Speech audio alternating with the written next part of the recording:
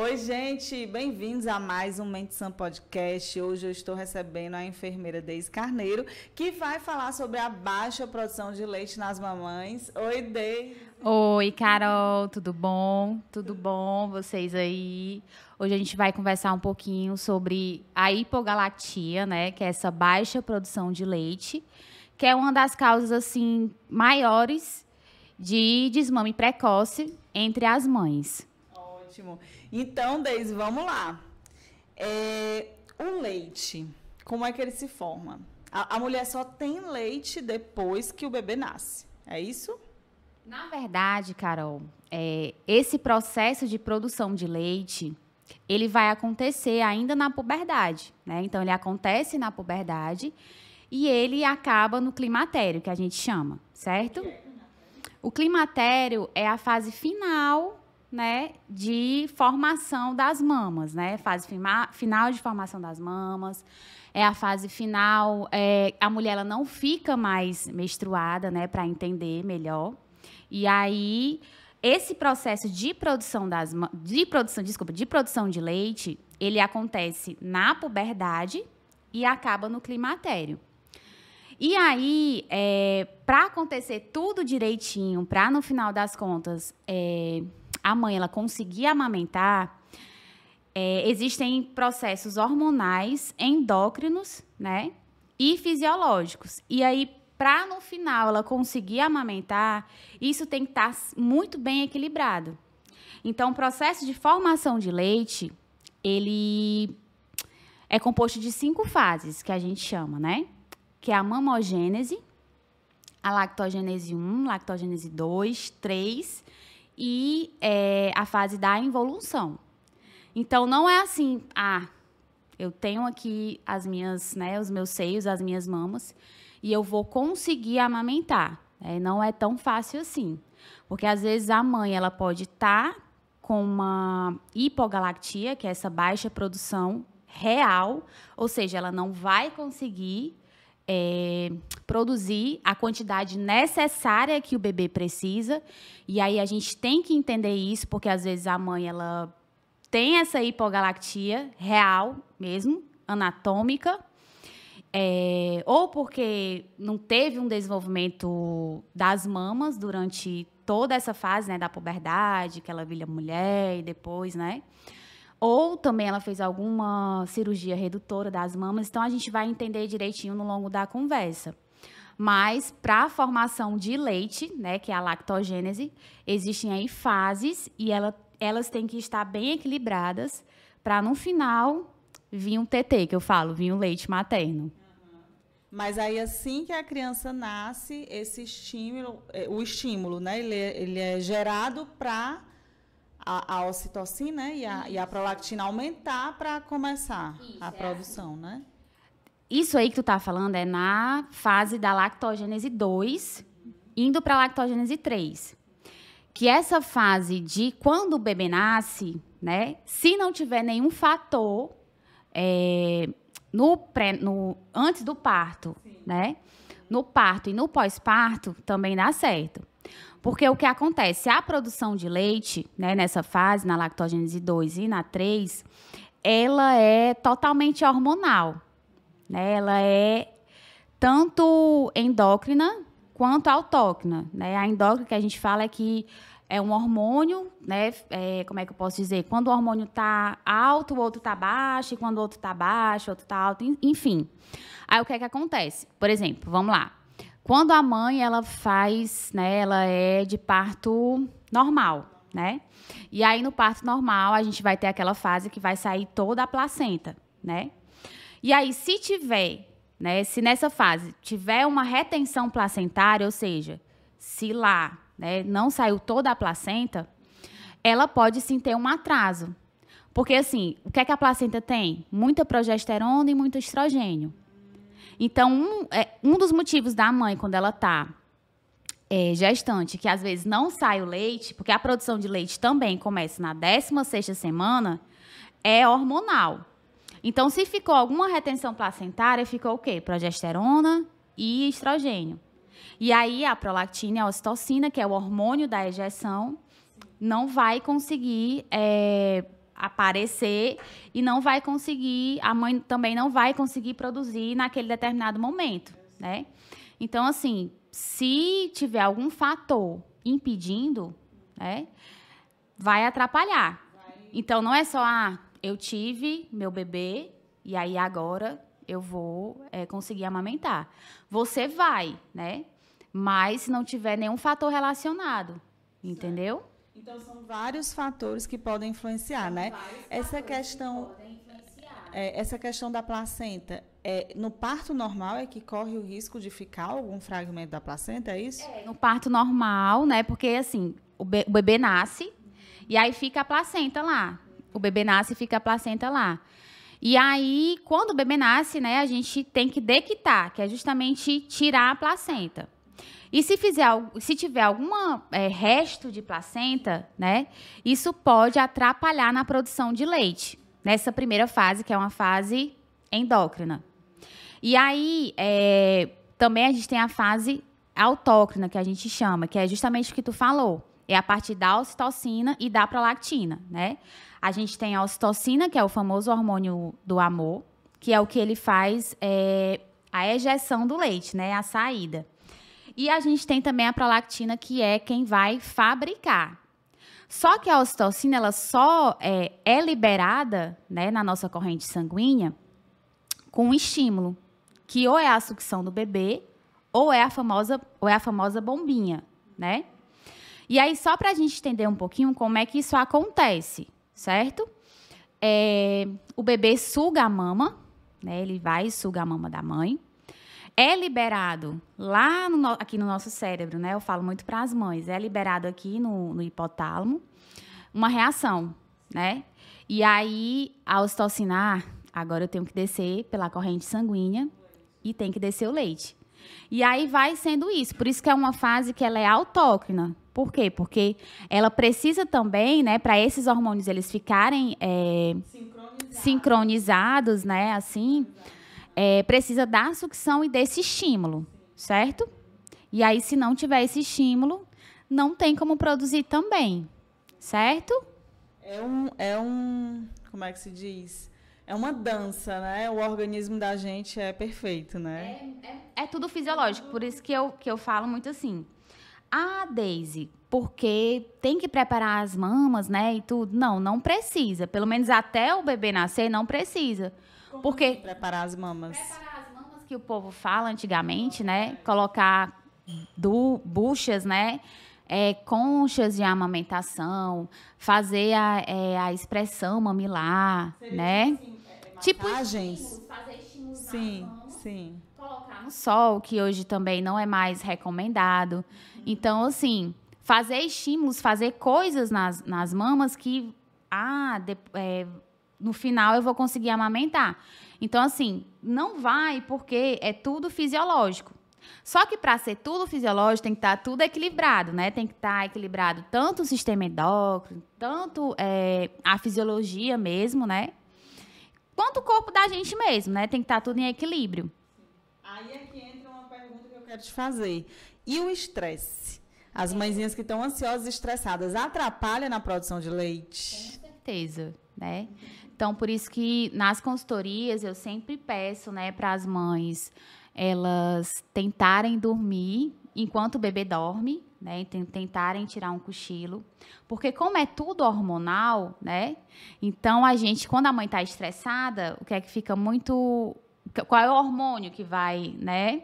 Qual é o hormônio que vai aparecer, né? É a adrenalina e o cortisol. E o cortisol.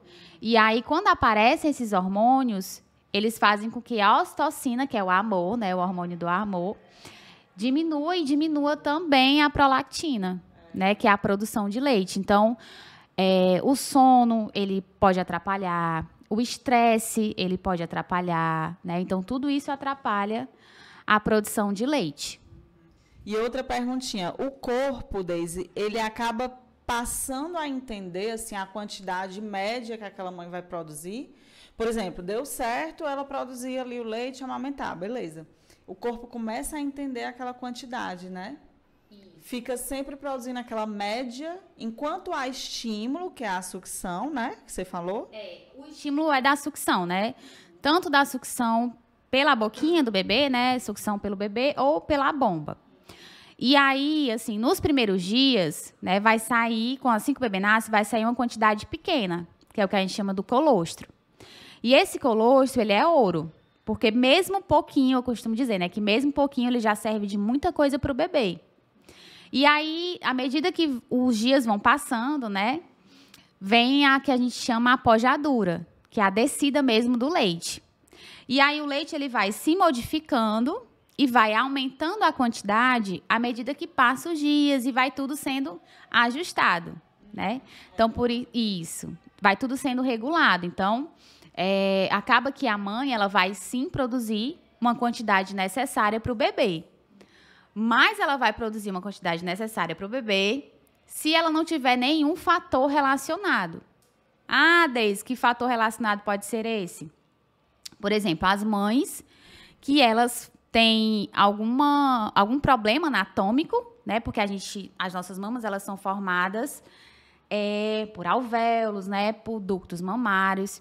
E aí, quando, por exemplo, na puberdade, que a gente falou no começo da conversa, se ela não sente que as mamas elas se evoluíram, né? Elas cresceram bastante e tudo. Se é uma mama pequena, né? A gente entende que é uma mama que ela não foi muito desenvolvida. Então, há um subdesenvolvimento mamário. E aí, por conta disso, pode ser que a produção de leite ela diminua, né? Porque tem poucos alvéolos, tem poucos ductos, enfim, só para a gente entender. Uma produção pouca, né? Pequena. Entendi. E também tem as mães, outro fator relacionado também, que é a cirurgia mamária de redução, né?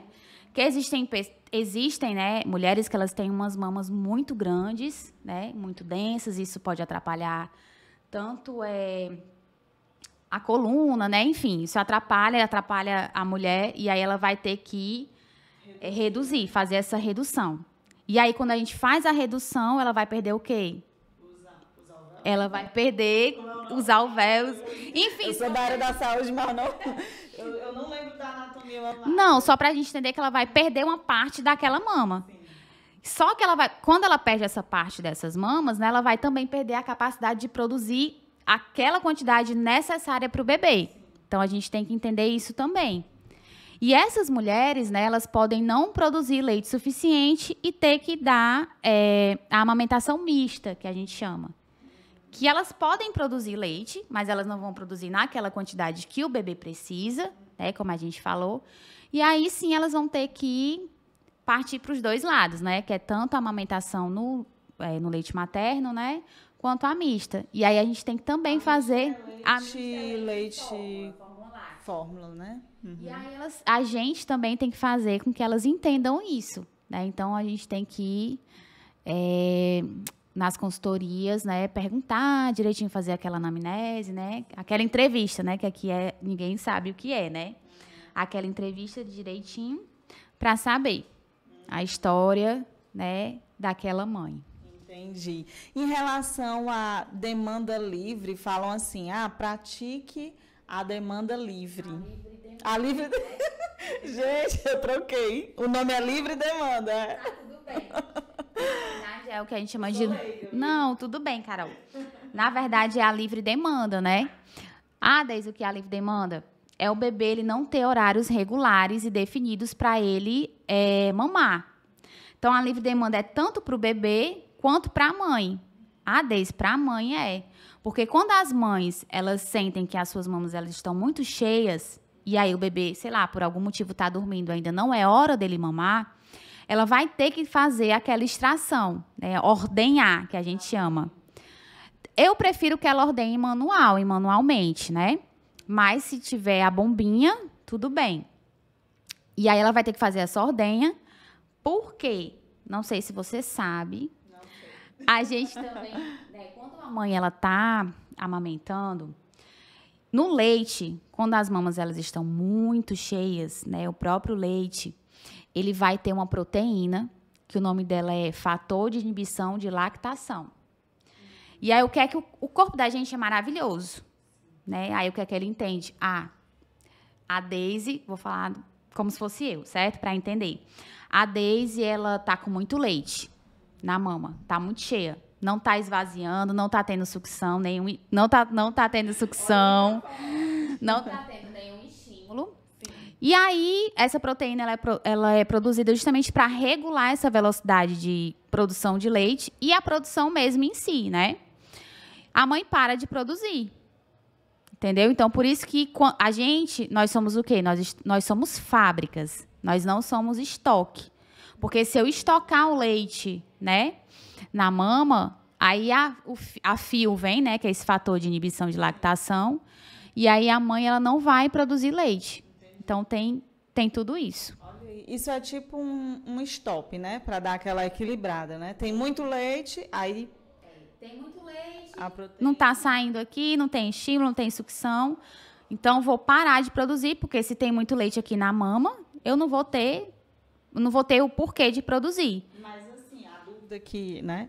O que você tinha falado, se tem muito leite, a mãe tem que tirar, mesmo que o bebê não vá mamar? Isso, a questão da livre demanda, né? Que a gente estava falando.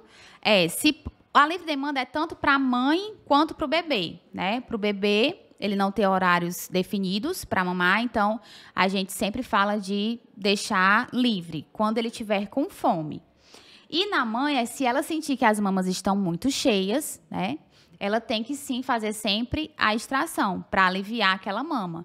Até porque se ela não fizer, ou ela vai parar a produção por conta do fator de inibição de lactação, ou então se ela tiver aí no começo, né, de produção, ainda não está ajustado, que é na hora da famosa apojadura, né? Aí ela pode ter um engurgitamento mamário. O quê? Que eu sou leiga, não entendi. Repeat. Mamário é justamente isso. A mãe teve o bebê, né? Aí essa fase da lactogênese 3, que a gente estava falando, que é uma fase mais autócrina, né? É através do estímulo. E aí que o bebê está sugando. Só que nessa fase, né, ainda não está estabelecida a amamentação da mãe e do bebê. Aí o que é que o corpo vai entender, né? Que precisa produzir bastante leite, porque tem um ser humanozinho ali que vai estar com fome e precisa comer. Só que não é igual a nós adultos, por exemplo, que nós fazemos dieta e tem que comer de 3 em 3 horas, né? Então, o nosso corpo ele não vai entender isso. Nosso corpo ele vai começar a produzir. O corpo da mãe vai começar a produzir. E se deixar lá, nessa fase, né, não tiver a extração da mama, né, não tiver a ordenha que eu falo, aí pode ficar... aí a mãe pode ter um engurgitamento mamário. Que é? São as mamas empedradas. Empedra? Endurece. Endurece. E o leite não sai. E o leite não sai. Aí só vai sair com muita massagem e com a ordenha, né? E nessa... Não, hoje em dia a gente não... Não, mas é porque antigamente, né? Existiu? Já. Antigamente era a ordenha, Desculpa, antigamente era compressa quente, né? Fazia compressa quente, fazia compressa fria, massagem. Hoje em dia não faz mais isso, né? O protocolo, né? As orientações que a gente faz de engurgitamento é justamente isso, é massagem nas mamas, colocar o bebê para sugar, para fazer esse estímulo. E também a gente usa a folha de repolho, pode usar a folha de repolho. Para quê? Para o engurgitamento, não, para as mamas, para colocar nas mamas, né? Sério? Porque o enxofre do repolho, ele vai auxiliar tanto na questão do edema, né, quanto também dá essa sensação mais de alívio, né? Porque as mamas, quando elas ficam engurgitadas, elas ficam bem quentes, né? E elas ficam bem edemaciadas. E aí o repolho, ele age acalmando mais, né? O repolho gelado, né? O repolho frio, né? E aí ele vai agir para o engurgitamento mamário. E também para ajudar. Essa aliviada, mas não ajuda a amolecer? Não, né? Ele vai aliviar mais e também na questão do edema. Aí outras coisas que a gente pode utilizar para o engurgitamento, né? É a laser terapia, né, que hoje em dia a gente utiliza também para tratar. E a bandagem também, né? A bandagem elástica. E já que você falou, né, na questão do repolho, vamos entrar nessa perguntinha dos alimentos que ajudam, é verdade? É comprovado cientificamente ou é só na prática mesmo? Tipo, comer canjica? Não. Comer canjica, cuscuz, rapadura, ajuda? Ah, sim. Comprovado cientificamente, não tem, né? Mas eu sempre faço essas orientações, que são os famosos galactogogos, né? Que a gente chama. Que são alimentos que a mãe come, que vai ajudar na produção de leite, né? Cientificamente, não tem nada comprovado, mas ajuda sim a aumentar a produção. Teoricamente, né, ajuda. Que é a canjica, o cuscuz, suco de uva, né? O chás, rapadura também. Eu vi até cerveja preta, tu já ouviu falar? Eu vi na internet. Da quantidade também, né? Dependendo da quantidade também. Não é tão recomendado. Mas o que vai, assim, fazer você ter, assim, uma produção, né?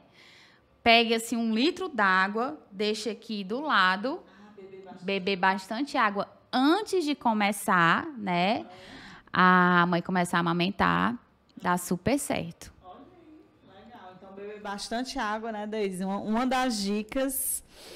E as comidas, essas comidas, assim, mais de interior, né? Essas comidas mais fortes.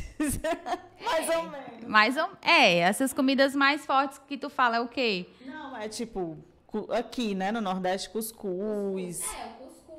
Cuscuz com leite. Não sei. Cuscuz com leite já não é tão legal. Não. Porque o leite, ele é derivado da vaca, né?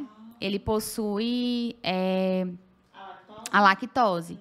E aí, existe bebês que eles são alérgicos ao leite, né? A proteína do leite.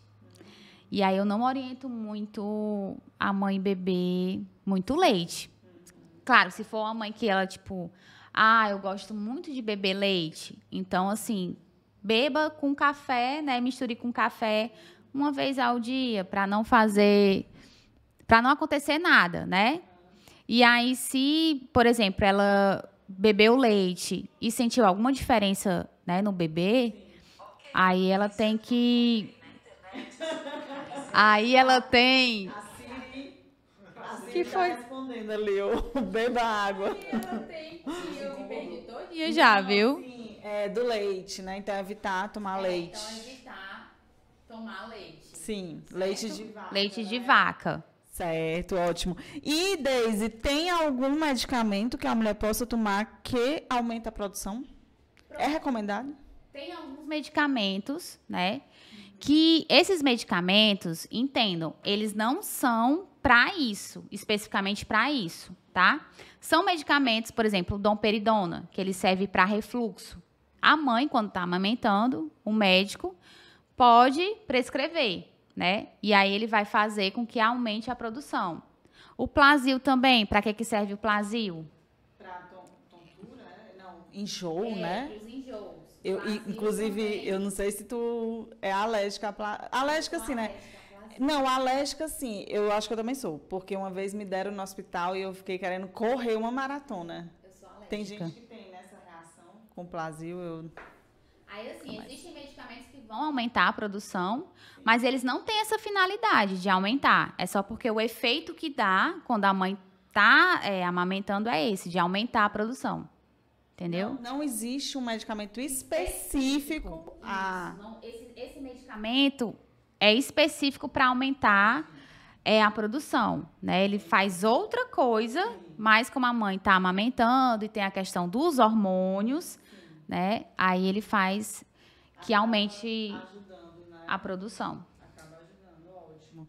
E em relação à bombinha, tu aconselha a bombinha para extrair ou só se a mulher tem que trabalhar e tem que deixar? O aconselho mais é sempre a sucção do bebê, né? Então, fazer o estímulo mesmo. ou o bebê sugando a mama, ou então a mãe fazendo a ordenha manual, certo? Mas se por algum motivo, né? Porque é mais fácil na bombinha extratora, não vou mentir, que é bem mais prático e fácil para a mãe, certo? Se não for no momento da apojadura, né? Porque Que é a apojadura? a apojadura Esqueci. é a descida do leite, naquele momento da descida do leite, que ainda não tem nada, como é que eu posso te dizer? Ainda está no ajuste de produção entre a mãe e o bebê. A gente não recomenda a bomba extratora, porque a bomba extratora ela vai aumentar mais, né, a sucção, certo? E pode aumentar muito mais a produção e fazer um efeito reverso. A mãe deixar de produzir porque vai ficar muito leite acumulado, estocado, e aí a proteína, né, aquela proteína que eu falei, que é o fator de inibição de lactação, ela entra em ação. Entendi. E aí eu recomendo mais a bombinha para quem vai, né, a mãe que vai voltar a trabalhar, né, que ela vai começar a estocar, né, mas preferir que assim que chegar em casa, quando a mãe chegar do trabalho e tudo, sempre colocar o bebê no seio, né? Isso vai facilitar a vida dela e vai facilitar também o bebê, né? A vida do bebê. Sim, porque tem... Pronto. A gente falou da livre demanda. Assim, não tem Me perdi, Não, Daniel. só bota aqui para mim. Ele perguntou quantas vezes por dia deve amamentar o bebê. Só que ela já falou da livre demanda, né? Isso. Não tem assim quantas vezes por dia eu tenho que alimentar o bebê. É quando o bebê quiser e demandar, né? Que é a famosa livre demanda. É quando ele ficar com fome. E geralmente acontece do quê? As mães elas vão começar a sentir as mamas enchendo, vai começar a produção mesmo, e aí já é a hora do bebê mamar, certo? Então não tem um horário específico, a não ser que ele tivesse em fórmula láctea, né? Aí sim, aí a gente coloca um horário específico, porque não é o leite da mãe, não é leite materno. Sim, ótimo. Tem mais alguma dúvida? Não, diz. Tem uma dúvida, sei lá. Se ficar acumulando leite muito tempo, não estraga, não? Fica estragando. Não. Porque a enzima, ele tá com dúvida se acumular muito leite, não estraga. Não vai. Se acumular muito leite na mama, não vai apodrecer, certo? O que é que vai acontecer? Ou a mãe pode ter um engurgitamento mamário, né? Ou ela pode ter até um processo pior, que é a mastite. E o que é a mastite? A mastite é uma mama engurgitada, né? Só que já é considerada uma infecção. Infecção? É uma infecção, né? Então, a mãe, ela é uma inflamação, uma infecção. E aí vai ter que ser tratado mesmo com antibiótico, certo? Que já é o próprio infeccioso já. E para de amamentar o bebê? Não. Quando estiver tratando ou não? Na mastite, não precisa, o bebê não precisa parar de ir para a mama afetada mamar, né? Porque muitas mães, elas têm dúvida se quando estão com mastite, elas precisam parar de amamentar. Não. A não ser que o bebê ele comece a engasgar, né? A engoiar, como a gente fala, por conta do gosto, né? Do antibiótico. E mude o gosto do leite, e aí eles começam a não querer. Ou então a mãe sentindo muita dor, porque a mastite ela vai causar muita dor também. Aí, às vezes, elas não conseguem amamentar por conta da dor. Sim. Pode ser só em uma mama, né? Ou pode ser nas duas, a mastite, né? Pode. Ótimo. Bom saber, viu? Isso é falta de manejo clínico, né? Isso é falta de manejo que a gente fala porque a mãe não esvazia as mamas, né? Não coloca o bebê para sugar. Às vezes, problemas de pega incorreta também, né? Pode causar tudo isso. E tem que trocar o bebê de mama, alternar? Olha, é interessante que, por exemplo, haja que alterne sim, né? Porque aí sempre o bebê vai só para aquela mama e a outra mama, né? Aí, às vezes, tem bebês que eles ficam acostumados só em uma. E aí a gente tem que tentar posições, né? Para poder enganar o bebê, né? Alternar. para poder ele ir para outra mama. Mas Deise, eu não consegui, não estou conseguindo ainda. Aí o que é que você pode fazer? Você tem que colocar o bebê na mama que ele quer, né? E também sempre extrair a outra mama. Porque é interessante que as duas mamas, elas fiquem bem vazias, certo? Para você não ter um engurgitamento mamário. Sim. O engurgitamento mamário é esse acúmulo e o leite pedrar, né? Isso, o engurgitamento mamário é o acúmulo de leite nas mamas, né? Por falta de sucção, por falta de extração. Fica o leite acumulado, né? Fica muito leite. O leite acaba que cria uma espessura, né? Fica muito mais grosso. E aí a mãe começa a ver que ela vai começar a ter umas bolinhas, né? Como é que... Sai grosso? Não, ele fica na mama retido, né? E aí, qual é o manejo? É a massagem para fluidificar o leite, certo? Para não dar o engurgitamento. E essa bolinha que tu falou, o que era? As bolinhas? A bolinha é como se fosse tipo uns edemazinhos, que ficam uns edemas na mama, né? Fica mais alto, a mama fica mais dura, fica mais densa, fica quente. E aí, por isso que tem que sempre esvaziar as mamas. Eu sempre bato nessa tecla. Sim, Deise, então, resumindo aqui para a gente finalizar o nosso papo, qual é a dica de ouro que você dá aí para as mamães aí de primeira viagem ou não, né? Mas que estão assistindo aqui o podcast, estão amamentando, estão com dificuldade de amamentar, não querem deixar essa produção acabar, né? Qual é a dica que você dá?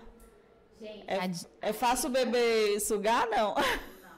A dica de ouro, até pro bebê sugar, ele tem que estar com essa mama amaciada, né? Que a gente chama. Então, a dica de ouro é, sempre antes do bebê mamar, fazer umas massagens de pelo menos 10 minutos para poder fluidificar esse leite, né? Para poder drenar esse leite. Fazer também uma ordenha de alívio, que a gente chama, né? Uma ordenha de alívio é só você ordenhar, né? Manual, para também fluidificar aquela parte mais escura, né? Deixar mais macia, a areola, que a gente chama, para poder o bebê conseguir pegar, certo? Porque uma mama dura, né? O bebê ele não consegue pegar, aí é tudo como é que eu posso dizer?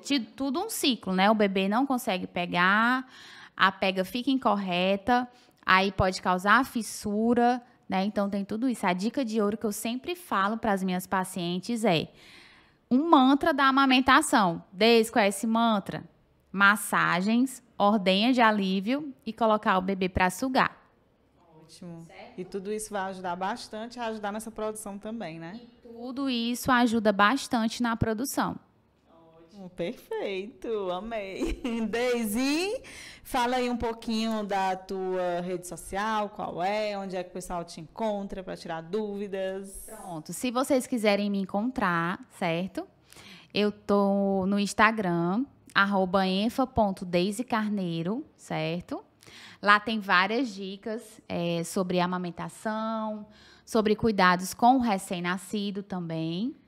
E tem os cursos, né, que eu facilito. Tudo nessa área materno-infantil, que é o meu xodózinho, certo? E, inclusive, eu e mais outra enfermeira, né, outra parceira, a gente vai ministrar um curso agora em abril sobre consultoria em amamentação, não, né?